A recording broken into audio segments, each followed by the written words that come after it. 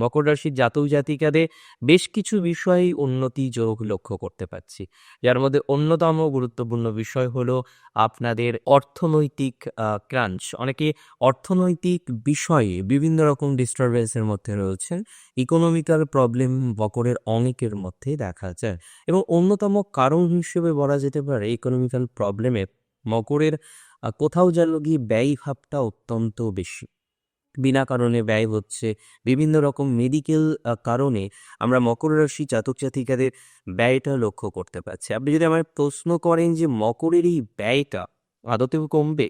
আর যদি কমে যায় কবে নাগাদ কমতে পারে? তাহলে আপনাকে আমি ছোট্ট একটা বার্তা দিতে পারি। মকর রাশি জাতক জাতিকাদের ব্যয় ডেফিনেটলি কমবে। বর্তমান যে পরিস্থিতি আছে এর থেকে বেটার পরিস্থিতি মকর রাশি জাতক জাতিকাদের আমরা তৈরি করতে পারবো।